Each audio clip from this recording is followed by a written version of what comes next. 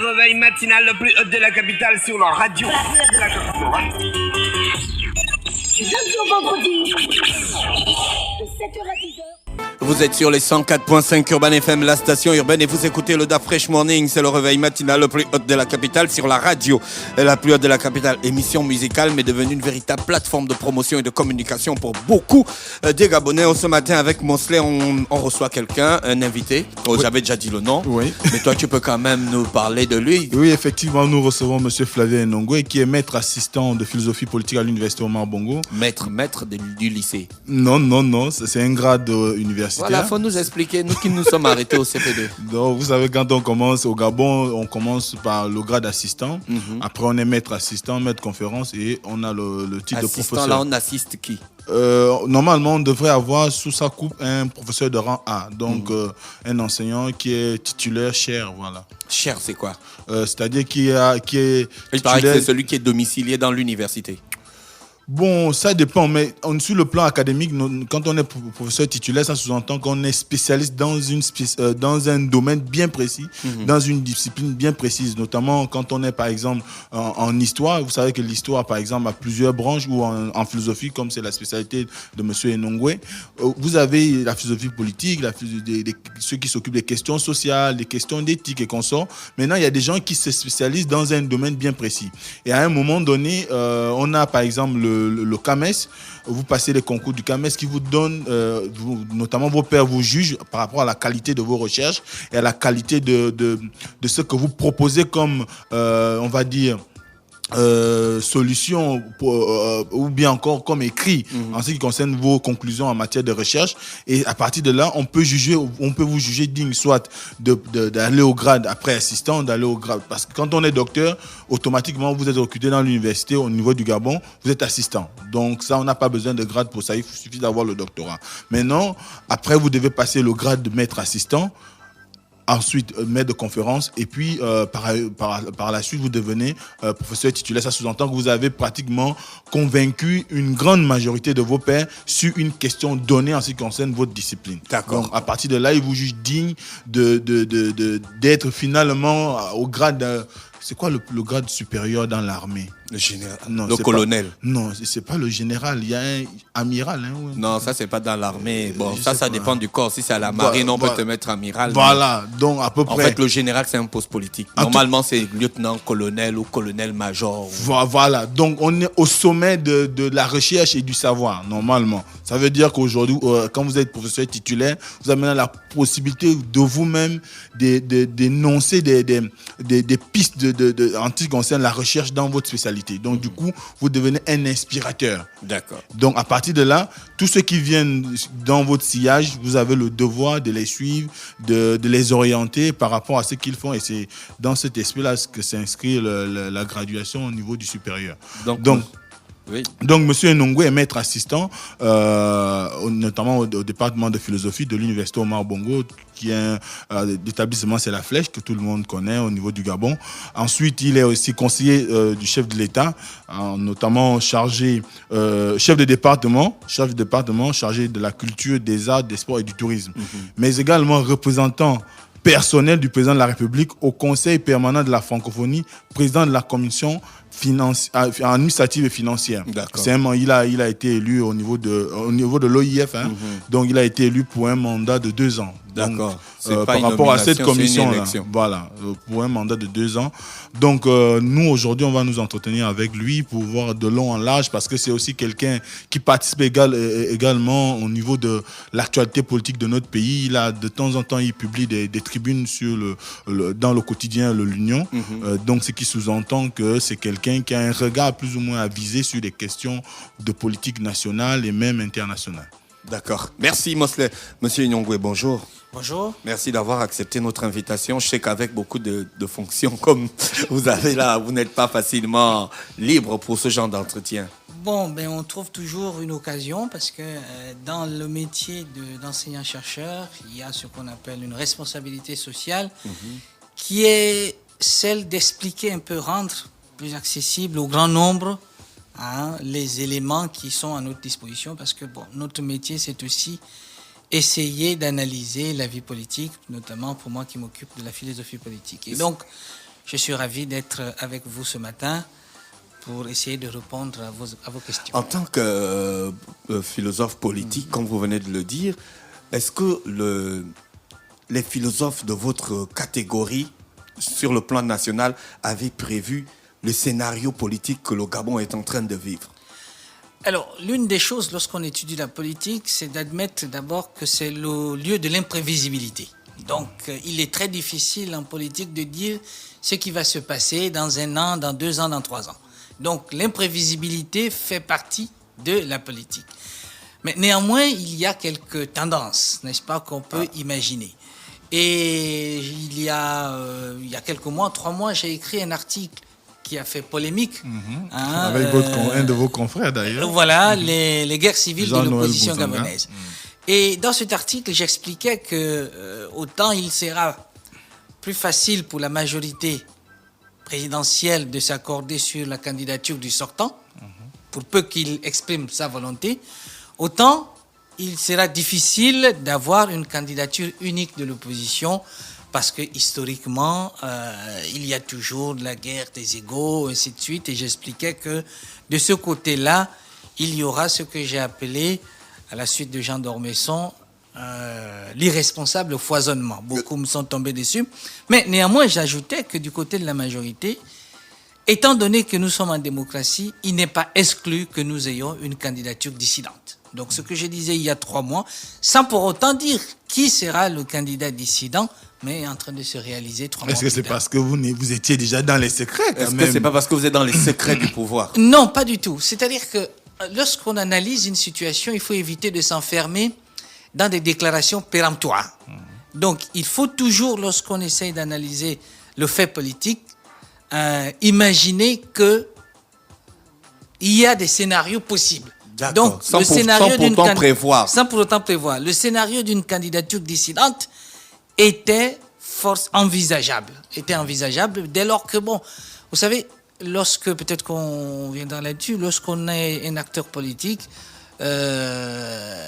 l'une des tendances qu'il y a, c'est de ne pas se satisfaire de la situation qu'on a présentement, de chercher à voir plus grand. Mais encore faudrait-il avoir les moyens de son ambition pour qu'elle puisse se réaliser. Là, c'est une autre histoire. Mais qu'est-ce qui éclairait déjà votre lanterne par rapport à la possibilité d'une telle candidature? D'une candidature dissidente. Alors, il y avait déjà quelques signes. Vous savez que Héritage et Modernité, c'était déjà signalé plusieurs mois auparavant. Et le discours qui était développé me donnait l'impression qu'il ne s'agissait pas vraiment d'une fronde interne. Parce que il y a un adage qui dit, lorsque vous vous faites applaudir chaudement par vos adversaires, c'est que vous avez commencé à changer de camp. Et c'était déjà le cas d'Héritage et Modernité. Et progressivement, on voyait comment la distanciation se prenait. Et j'avais donné une interview à Jeune Afrique au mois d'octobre, où je faisais remarquer que par le passé, nous l'avons déjà observé. Et vous êtes encore très jeune, mais j'étais encore à l'époque à la fac, lorsqu'en 93, on a vu, n'est-ce pas, plusieurs candidatures dissidentes sortir des entrailles même du Parti démocratique gabonais. Et sur les 13 candidats que nous avions, 12, à l'époque on parlait même des 12 apôtres contre Omar Bongo Ondimba, il y avait 5 de ses collaborateurs, donc qui étaient ses anciens ministres. Et il n'était pas exclu que dans une élection très ouverte, que ce scénario puisse se réduire. Et en 93, on a vu le même scénario qu'aujourd'hui, c'est-à-dire Jules Aristide Bourdès Ogouligende, président de l'Assemblée nationale, claquer la porte, donc démissionner de la présidence de l'Assemblée nationale pour se retrouver candidat quelques Donc, années. peut-on dire que c'est l'histoire qui se répète avec le président de l'Assemblée nationale actuelle, l'ex-président Guinzoba Dama? C'est-à-dire que ce n'est pas l'histoire qui se répète parce que ce n'est pas les mêmes trajectoires politiques. Ce qu'on peut dire, c'est que ce n'est pas inédit. On l'a déjà vu dans l'histoire de notre pays. Voilà. Très bien. Alors maintenant, aujourd'hui, quand on regarde un peu le paysage politique aujourd'hui, par rapport aux discours qui sont pondus, est-ce que vous pensez que les populations ont la maturité nécessaire pour saisir l'agenda des uns et des autres? En démocratie, le peuple a toujours raison. Donc, n'attendez pas de moi que je puisse tirer sur les populations. Et je pense que ce n'est pas une boutade. Et je pense que la population, ils ont des éléments nécessaires pour apprécier. C'est plutôt le contraire. C'est-à-dire, pour moi, c'est peut-être du côté des politiques qu'il faut s'interroger. Je me demande si la plupart d'entre eux sont à la hauteur de ce que pensent réellement les populations. Parce que lorsqu'on essaie de voir ce sur quoi se focalise le débat public, on se demande dans quelle planète, sur quelle planète ils vivent, parce que les préoccupations des Gabonais sont tout autres. Mais il faut Mais quand le même débat reconnaître public que... porte sur autre chose. Oui, sur ça dénote du jeu politique, sur le statut administratif du chef de l'État, évidemment, qui est aujourd'hui, il faudrait qu'on arrive à le clarifier dans la mesure où, même si on sait que Nantes a sorti des extraits et tout le reste, et que l'avocat du chef de l'État est passé quand même... entériner le débat. Voilà. Mais on se retrouve dans une posture où les populations doutent toujours de la crédibilité de ces informations qui lui parviennent. Je ne suis pas sûr que ce soit les populations qui doutent. Il y a quelques hommes politiques qui en font l'objet de débats. Mais je ne suis pas sûr que lorsque vous allez dans les quartiers, ça soit la préoccupation des Gabonais moyens qui a d'autres préoccupations. Comment trouver du travail? Pour ceux qui en ont, comment le conserver? Et lorsqu'ils l'ont, comment nourrir leurs enfants, se soigner, ainsi de suite. Voilà les vraies préoccupations. Maintenant, il y a ce qu'on peut appeler le débat qui anime le microcosme politique, c'est-à-dire le petit jeu dans lequel je fais partie, puisque je suis là pour commenter la chose. Il y a le débat qui anime le microcosme politique. Et vous avez indiqué, parmi les éléments, il y a ce qu'on a indiqué, le statut administratif. Le statut administratif, bref, la légation selon laquelle le chef de l'État serait d'origine étrangère. Alors ça, je mets ça sur le compte de ce que j'appelle le débat délétère des origines. Parce que, vous savez... Pourquoi délétère? Parce que lorsque on s'occupe d'abord et avant tout de qui est qui, sans savoir, ou du moins avec des allégations, sans se contenter de ce qu'il y a comme moi, Flavien Nongwe, pour savoir qui je suis, il faudra vous contenter des papiers que je vous délivre. Voilà, c'est ça que la République nous reconnaît. Mais de là à savoir, est-ce que c'est vraiment le vrai fils de son père? Bientôt, on va douter même que c'est ma mère qui a eu à m'engendrer dans le monde. Voilà. Maintenant, pour arriver au président de la République, chef de l'État, je pense que, et je l'ai écrit, les prétentions politiques se sont noyées dans l'estuaire de la Loire. L'estuaire de la Loire, c'est quoi? C'est à Nantes. Qui est allé à Nantes? Ce sont des gens eux-mêmes qui ont dit que bon, puisque nous n'avons pas eu gain de cause ici au Gabon, il n'y a que Nantes pour trouver la solution au problème que nous posons. Pourquoi Nantes? Parce qu'à Nantes sont conservés les actes de tous ceux qui sont nés avant l'indépendance. Voilà, avant l'indépendance. C'est conservé à Nantes. À Nantes, c'est parti en fait en réalité à partir de 1964, je crois, parce que c'était d'abord à Paris. Mais bref, c'est aujourd'hui à Nantes. Donc, tous ceux qui sont nés avant l'indépendance peuvent trouver, comme moi, je suis né à Makoukou, s'il faut trouver l'original de mon acte de naissance, il faut aller à la préfecture de Makoukou. Donc, tous ceux qui sont nés avant l'indépendance, il ne s'agit pas seulement des Gabonais, tous ceux qui est l'AUF, donc l'Afrique équatoriale française ou l'AOF, l'Afrique occidentale française, tout se retrouve à Nantes. Donc c'est eux qui ont dit, bon, puisque nous n'arrivons pas à trouver gain de cause au niveau du tribunal du Gabon, nous allons voir à Nantes s'il existe un extrait d'acte de naissance ou bien l'acte de naissance d'Ali Bongo. Alors Nantes a d'abord donné une première réponse en disant, oui, il y a un extrait de naissance, nous vous donnons un extrait. En disant non, ils sont revenus, non, nous ne sommes pas satisfaits, nous voulons avoir l'acte de naissance intégral. Et vous savez que la loi dit, pour obtenir un acte de naissance, il faut avoir un intérêt. Donc ce n'est pas n'importe qui, comme ça vous vous levez un beau matin, vous allez chez un officier d'état civil, je veux avoir l'extrait de naissance de tel. Alors ce qui a été allégué, c'est-à-dire la qualité du demandeur, donc la propre sœur du président de la République. Et l'élément majeur, c'est que comme elle fait partie prenante de l'héritage, son problème, c'est de chercher à écarter son grand frère de l'héritage. Donc, elle a dit, moi, je conteste la présence du président Ali Bongo parmi les héritiers. Et Nantes lui a délivré l'extrait d'acte de naissance. Normalement, on aurait pu imaginer que ça puisse prendre fin. Mais, malheureusement, comme nous sommes dans une opération à la fois politique et financière, parce que financière, elle cherche en réalité à faire quoi? Si on enlève Ali Bongo de l'héritage, ce qui veut dire que la part qui revient À chacun augmente. Voilà. On a plus de pognon. Voilà, on a plus de pognon. Mais c'est ça l'opération. Mais qu'est-ce que les Gabonais, nous autres, les Gabonais lambda, ont à voir dans cette affaire? Rien du tout. Alors, on me dit non, il y a une dimension politique. La dimension politique, c'est que si le président de la République est un enfant adopté, ça veut dire que par l'article 10 de la Constitution, il ne peut pas être candidat. Mais il ne s'agit pas au président de la République. C'est ceux qui allèguent, ceux qui accusent d'apporter la preuve. La charge de la preuve La charge incombe de la au preuve. demandeur. Donc, ils n'ont pas cette preuve. Eux, ils demandent non, Ali Bongo ne doit pas être candidat parce qu'il est étranger. Mais quelle est la preuve que vous avez qu'il est étranger? Est-ce que c'est pas parce qu'aussi c'est entouré d'un certain nombre de personnalités d'origine, du moins des Gabonais d'adoption, ce qui a fait que à un moment donné, on a cru qu'il a voulu conforter ses origines aussi. Ça, c'est le procès de ce qu'ils appellent la Légion étrangère, qui est, parlons clairement, c'est un argument xénophobe. Pourquoi c'est un argument xénophobe? Parce que nous cherchons à savoir quelles sont les origines de X et de Y, mais nous fermons les yeux sur le fait que ce qui nous rattache au Gabon, c'est la relation de la nationalité. Oh, la nationalité, on peut en hériter, comme on peut en acquérir. Quelles sont les voies d'acquisition de la nationalité?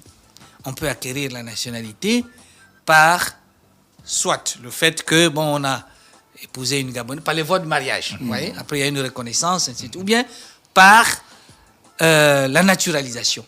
Mais dès lors qu'on a la nationalité, on a les mêmes droits que les Gabonais d'origine.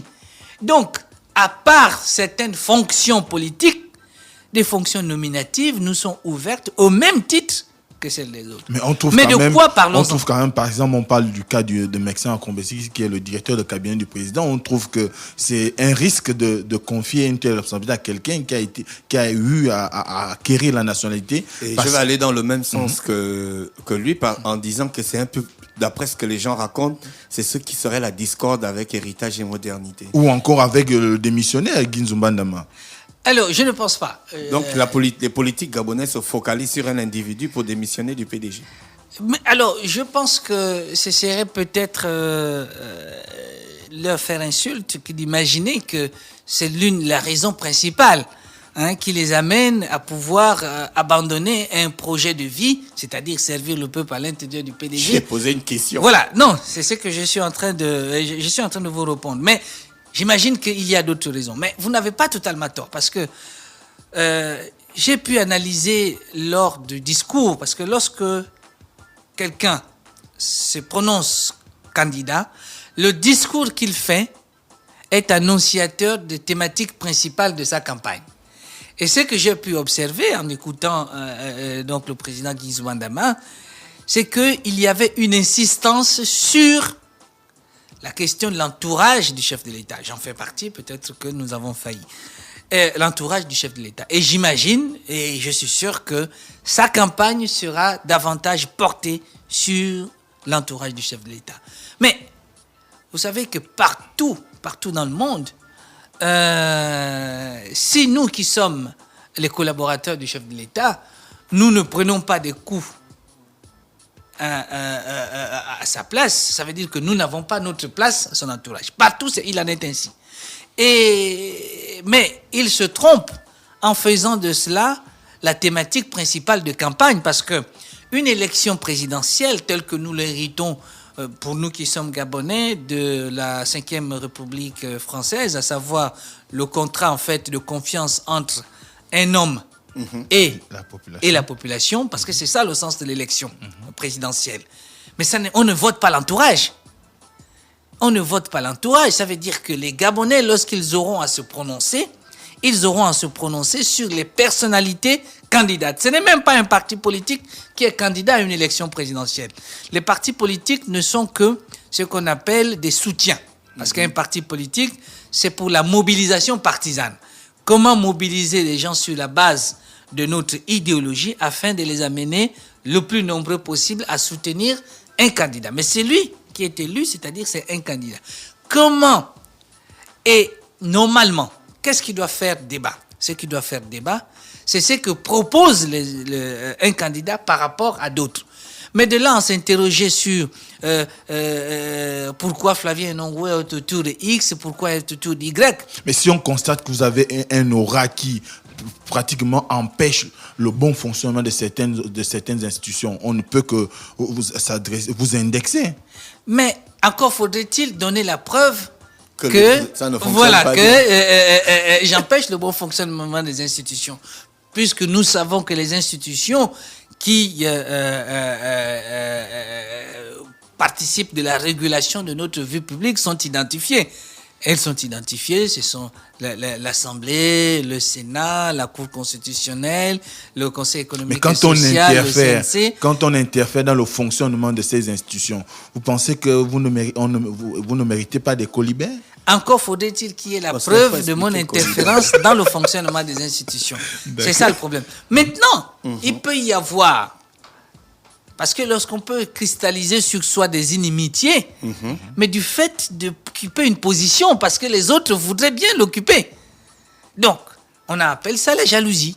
Donc, j'ai une question, Mosley, parce que je vais revenir sur l'analyse que tu as faite mercredi, qui est vraiment très importante par rapport à la démission du président de l'Assemblée nationale, par rapport au temps prescrit. Par la loi par la loi. Vous qui faites la philosophie politique, c'est sûr que vous avez un regard sur la Constitution et sur les délais qui doivent être respectés. Est-ce que selon ces délais, il pourra se présenter à la présidentielle? Alors, le texte dit que lorsqu'on démissionne d'un parti politique, on ne peut pas être candidat avant 4 mois. Ah, c'est pas 6 mois finalement. Non, c'est 4 mois. 4 mois C'était 6 mois avant. Le texte a changé il y a quelques années. Donc, c'est maintenant. Voilà, c'est maintenant. J'ai lu un texte, la loi électorale, qui dit 6 mois. C'est pas moi. Voilà, mais c'était avant le changement. Voilà. Le changement a eu lieu il y a quelques années. Déjà. Il y a quelques années déjà. Il n'y a pas eu d'actualisation. Voilà. Donc, il faut 4 mois. D'accord. Donc, avant 4 mois, vous ne pouvez pas être candidat, sinon votre candidature est invalidée. Donc, je pense que le fait de sortir du bois maintenant, bien calculé, parce que maintenant, faudrait-il savoir, est-ce que c'est les 4 mois par rapport au moment de la déclaration de la validation des candidatures? Bon, bref, ce que moi je souhaite, c'est que ceux qui sont candidats et qui remplissent les conditions pour l'être compétissent. Il s'agira pour les Gabonais d'arbitrer. Et en conséquence, je ne comprends pas pourquoi des gens se mobilisent, au lieu d'abord de mobiliser pour leur candidature, se mobilisent pour demander qu'un président sortant ne doit pas être candidat. Et c'est ce qui est l'objet d'interrogation. Est-ce que c'est pas parce qu'ils estiment aussi quelque part que durant son mandat n'a pas été... Je t'ai dit que je voulais poser Oui, vas-y, je vais revenir. Voilà, moi je voulais poser, excuse-moi, tu vas revenir sur les questions qui concernent un peu la candidature du président. Moi, par contre, je voulais vous demander quelle est la psychologie actuelle du PDG avec toutes ces démissions. Parce qu'un parti politique a quand même une psychologie. Mais bien elle entendu. peut être fragilisée par les événements ou bien elle peut être renforcée par des actions. Quelle est la psychologie actuelle du PDG? La sérénité. Alors, La sérénité à quelques mois de la présidentielle avec autant de démissions? Oui, la sérénité, parce que, vous savez, vaudrait mieux se séparer plutôt que d'avoir dans vos rangs des gens qui vont scier la branche pendant la campagne. Donc le fait qu'ils partent avant la campagne est une bonne chose parce que ça nous permet, ça permet au Parti démocratique gabonais, parce que je suis aussi membre, de pouvoir compter sur des gens fiables. Mais le Parti démocratique gabonais a une histoire. Est-ce que c'est parce qu'on reste dans le Parti démocratique gabonais qu'on est forcément fiable? Non, c'est pas ce que j'ai dit. C'est-à-dire qu'on est fiable par rapport... On a quand même des loups qui sont aux aguets. Non, par rapport à l'engagement. C'est-à-dire que vous imaginez aller à une bataille électorale avec des gens qui sont contre le président de la République. Tout le temps, la journée, en s'affirmant comme un partisan du président de la République. Donc, qu'ils aient décidé de partir, libre à eux de partir. Mais, je Mais vous pour l'ai dit. l'histoire du parti, Mais- la notoriété. Un parti, c'est pas du jour au lendemain. Il y a quand même une histoire, il y a une culture, il y a une culture il y a une manière de politique qui est faire, il y a là. une façon de vivre. C'est des gens avec qui on Il y s'est a l'aura entendu. des personnalités qui partent. Mais Voilà. on va pas les garder dans la famille contre leur gré. Vous savez. Donc, je veux vous rapporter un propos. Je n'ai pas le propos exact ici. En 1993, à la veille au congrès d'investiture du président sortant Omar Bongo, Omar Bongo à l'époque, il n'y avait pas encore Ondimba, le secrétaire général de l'époque, Jacques Adjaïnou, avait pris la parole pour fustiger l'opposition d'alors qu'il considérait comme étant le maquis des anciens barons du PDG. En 1993, l'opposition d'alors. Je cite Jacques Adjaïnou, il fustige le maquis des anciens barons du parti Donc finalement, unique. vous voulez dire qu'ils se retrouvent dans le maquis aujourd'hui? Non, ce que je veux faire constater que nous ne vivons pas une situation nouvelle. Voilà. Aujourd'hui, ce propos, l'opposition est aujourd'hui constituée, c'est même plus que le maquis des anciens barons. Mais est-ce que c'est pas parce que aussi le PDG a joui quand même d'une certaine autorité nationale et que c'était le parti qui a pendant près de 20 Et puis, ans faut dire qu'à un moment, il y avait pas le choix. à rythmer Soit on la était vie de la dedans. nation? Oui, c'est-à-dire que... On ne peut sortir que de ses rangs pour prétendre être adversaire du pouvoir. Non, pas forcément. Et la question que vous posez doit nous amener à nous interroger. Comment se fait-il qu'une scène politique soit uniquement constituée des gens issus d'un seul parti? Ça doit quand même on doit s'interroger sur notre capacité à générer de nouvelles figures dans la vie publique. Parce que lorsque vous regardez, c'est quasiment la photo aujourd'hui de l'opposition, c'est l'ancien bureau politique du Parti démocratique gabonais. Si ce n'est le secrétariat exécutif du PDG. Donc, on doit pouvoir s'interroger sur notre capacité, la capacité de notre société à générer de nouvelles figures. Mais Parce c'est que- quand même une vieille rengaine aussi de toujours penser que parce qu'ils auraient été au PDG qu'ils ne pourraient pas prétendre. Non, je ne dis pas, je ne les disqualifie pas. Par rapport à leurs prétentions. Tout et chacun, lorsqu'on fait la politique, on est libre de prétendre y compris d'ailleurs, à mener son peuple sur la Lune. Mais une chose est d'avoir cette prétention, une autre est d'assumer son histoire. Et je suis toujours interrogatif par rapport aux critiques acerbes des gens qui ont appartenu à un système et de le critiquer de façon...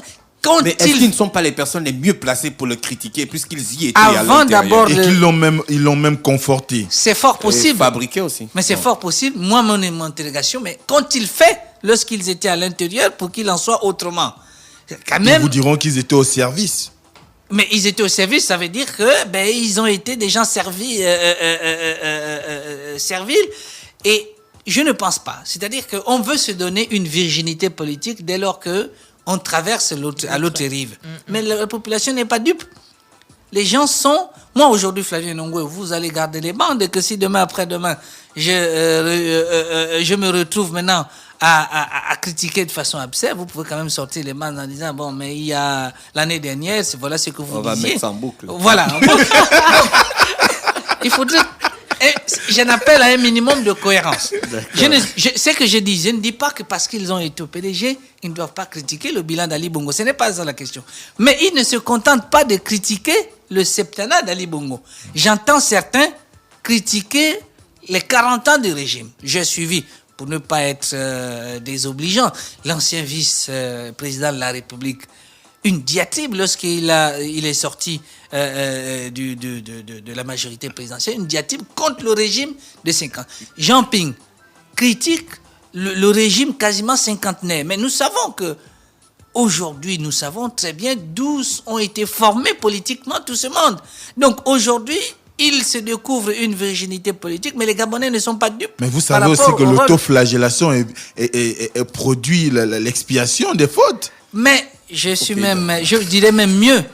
En politique, la repentance n'est pas la valeur la mieux partagée dans le monde politique. Oui. Et on dit souvent en politique, hein, même la tête sur le billard, n'avouez jamais. Mais non, si Ouais. on revient... Je voulais aussi poser une question parce que vous avez dit en début de nos propos, lorsque vous avez un peu présenté votre domaine de compétences. de compétences, vous avez dit que c'est difficile de prévoir. Si les gars s'accordent à avoir une candidature unique, quelle sera l'analyse que vous ferez à ce moment? Alors, bien entendu, face à une nouvelle donne, il faudra être capable de... Dans vos analyses, vous ne prévoyez pas ça? Je ne prévois pas ça. Pourquoi? Vous connaissez les hommes? Parce qu'il y a un certain nombre de données qui font en sorte que il sera difficile, sinon impossible, de voir certains s'effacer par rapport à d'autres. Pourquoi? Parce que s'il ne s'agissait que d'une affaire de programme, cela est envisageable.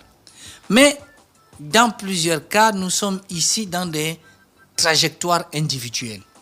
Il y en a certains, vous savez, c'est pas parce que on a échoué à l'Union africaine qu'on pense qu'on peut se rattraper en cherchant à devenir vous voulez nous président de la faire croire que République. c'est par vengeance peut-être que Jean-Ping s'engage? Non, il y a une façon aussi de se réaliser. Terminer sa vie politique sur un échec est souvent quelque chose de difficile. Mais je pense qu'au lieu de la terminer sur un échec, on court le risque d'en terminer sur 2 ou 3 échecs. Mais, Donc, et vous pensez que le président de l'Assemblée, Zouba, quand il sort du Parti démocratique gabonais, c'est pour aller soutenir la candidature de quelqu'un d'autre. À la remorque? Non, je n'imagine pas. Mais on l'a quand même vu aller assister à la conférence de Ping la dernière fois. Oui. Est-ce que c'est pas déjà une façon de dire qu'il pourrait facilement, si on tient aussi compte du discours de Bourgi Je m'interroge récemment sur une chaîne internationale. Vous me donnez l'occasion d'exprimer ce que je m'interroge toujours sur cette pratique qui consiste à aller applaudir un nouveau candidat. Parce qu'ils sont tous adversaires. C'est une élection à un tour. Oui. Si c'était une élection à 2 tours, on se dirait, bon, il faut ménager les uns et les autres parce qu'il y a un éventuel second tour qui ferait que... Il pourrait y avoir une coalition. Voilà, une coalition. Or, c'est une élection à un tour. Parce que dans une élection à 2 tours, on dit, voilà, au premier tour, on choisit et au deuxième tour, on élimine. Mais là, on élimine du coup. Au premier tour, non, il n'y a qu'un seul tour. Donc, ils sont adversaires les uns les autres. Donc, je me demande même pourquoi ils s'applaudissent. Vous voulez dire qu'ils font la politique de l'Autriche? Non, même pas. Je me dis peut-être que c'est de bonne guerre et ça reconforte l'idée que ça fragilise. Peut-être qu'il y a aussi, il y en a qui se sont lancés dans la bataille, non pas avec la conviction qu'ils peuvent gagner, mais pour se venger afin de faire perdre Ali Bongo. Parce qu'il y en a aussi qui peuvent avoir comme projet. Mais est-ce que c'est pas aussi justifié aujourd'hui quand on constate la majorité de la population estime que le septennat d'Ali Bongo n'a pas été celui qu'on espérait? Alors, je m'interroge toujours sur l'enquête qui a été faite pour savoir si oui ou non la majorité de la population pense. Prenons par exemple... il y a des insatisfactions, oui, forcément. Certaines, voilà. Il y a des insatisfactions et qui sont fondées. Il y a un certain nombre de difficultés que les uns et les autres nous vivons. Par exemple, nous avons passé il y a quelques jours une journée difficile, il n'y avait pas d'eau, ainsi de suite. Donc, il y a forcément des insatisfactions dans une action politique et le président de la République est le premier à les reconnaître. Vous savez, lors des derniers messages de vœux, il y a dit il n'y a pas honte à trébucher, il y a honte plutôt à ne pas se relever. Mais c'était quand même un peu trop tard. Non, c'est pas trop tard. Ce n'est pas trop tard. Pourquoi? Parce que on ne peut pas faire un bilan avant la fin du mandat. Normalement, nous sommes à l'année du bilan. Donc, mais lorsque vous faites le bilan, mais il est globalement positif. Parce qu'il faudrait vraiment n'avoir pas vécu dans le Gabon il y a 5 ans ou 6 ans pour mesurer que beaucoup de choses n'ont pas été faites. Beaucoup de choses ont été faites. Aujourd'hui, bien sûr, qu'on me dira que la CNAMGS a été mise en place par son prédécesseur, mais il a fallu travailler à sa mise en place. Ça, c'est une avancée considérable. Sur le plan social. Voilà, sur le plan social. Sur le plan économique, je vois sur le plan économique. Nous vivons, vous le savez, depuis 1 an, une baisse drastique Des cours du pétrole. Voilà, du cours du pétrole. Mais nous serions dans une situation encore plus difficile si des mesures économiques n'avaient pas été prises dès le début du D'après les septennat. analystes, il se trouve que le Gabon est surendetté aujourd'hui. Oui, l'endettement. La question de l'endettement. Je termine d'abord le premier élément. J'arriverai sur l'endettement. Quand je dis que si les décisions n'avaient pas été prises, je pense à quoi? Je pense, par exemple, à l'interdiction d'exportation des grumes, parce que il a fallu inciter les acteurs du secteur forestier à pouvoir investir dans la transformation.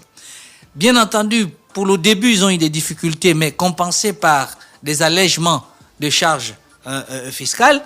Et 3 ans après, le secteur commence à générer non seulement des bénéfices, mais à recruter. Et ça a créé de la plus-value qui nous a permis de compenser d'une certaine manière les pertes que nous avons connues au niveau du pétrole. Ce n'est pas dans tous les pays du monde, pendant que les revenus du pétrole baissent, qu'on augmente la solde des agents de l'État. Bien entendu, c'est pas si on l'ensemble. ne contrôle pas aussi la mercuriale, ça sert à rien. Voilà, c'est vrai que, mais nous sommes dans une économie libérale, c'est-à-dire que nous ne pouvons pas décider d'autorité que voilà, ça coûte ceci, ça coûte cela, sinon nous sommes dans une économie administrée. Mais si nous avons choisi une économie libérale, nous permettons, c'est-à-dire la loi de l'offre et de la demande qui régule le marché. Prix du marché. Alors maintenant, vous avez posé le problème de L'endettement. Voilà, de l'endettement. Le problème n'est pas d'être endetté. La question, c'est que est-ce qu'on s'endette pour la bonne cause?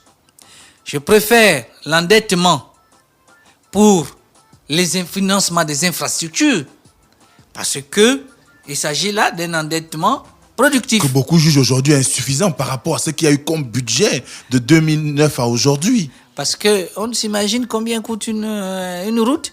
Nous sommes en train de construire la route Port-Gentil-Omboué. Avec le pont. Plusieurs ponts d'ailleurs, qui coûtent excessivement cher. Cette route coûte excessivement cher.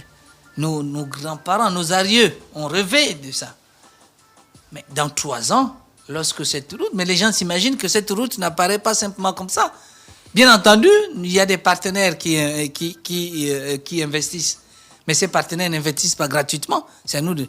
Il y a par exemple les hôpitaux. Vous avez remarqué qu'à Libreville, nous avons aujourd'hui des hôpitaux de classe mondiale. Qu'il s'agisse d'Angongé, qu'il s'agisse de Ovendo. C'est aussi du droit régalien de l'État. Mais oui, mais ça coûte de l'argent. Pour le faire, ça coûte de l'argent. Moi qui suis du nord-est de Makoukou, c'était la croix et la bannière lorsque pour franchir C'est quoi la croix et la bannière? La croix et la bannière, c'est-à-dire que une difficulté énorme pour franchir la Lara pour arriver à Makoukou. Aujourd'hui, on arrive facilement. L'ambulance part même de Yem à Makoukou. Voilà. D'accord. Il y a un tronçon qui est aujourd'hui arrêté, mais dont les travaux vont reprendre.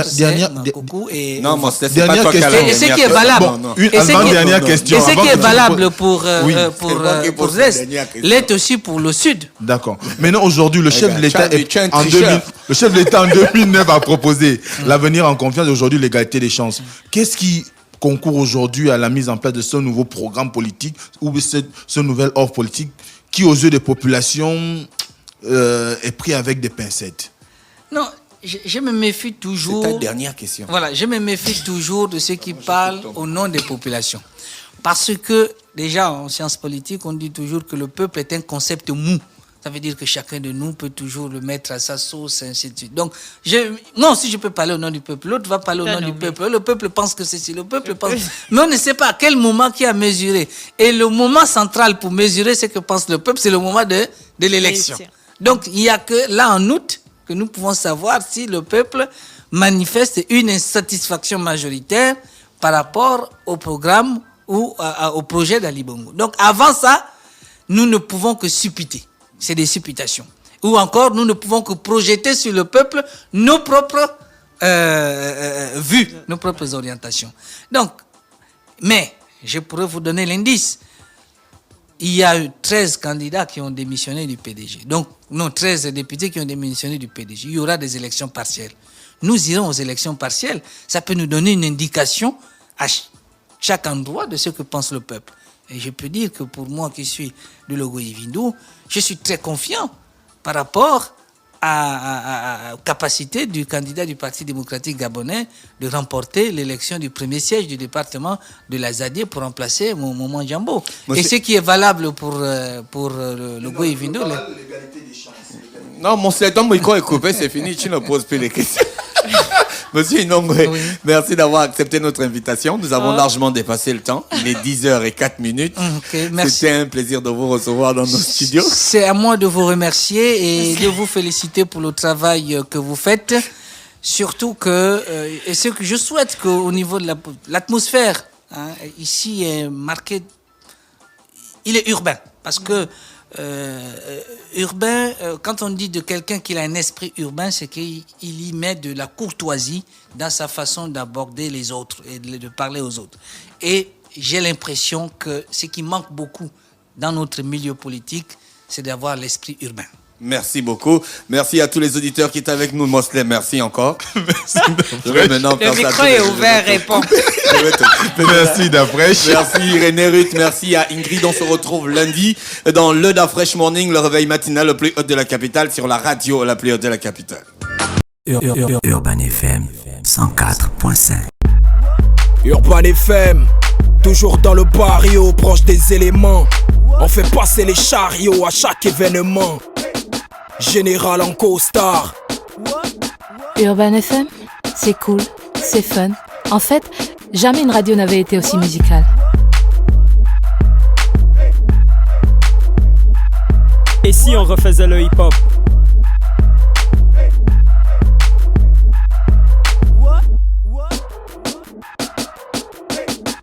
L'équipe nationale de la FM. C'est 100% musique urbaine, c'est notre radio préférée. Urban FM, je te kiffe. Toutes mes exclusivités et toute mon actualité, c'est sur Urban FM. C'est frais, c'est maintenant et c'est pour des générations. Urban FM 104.5.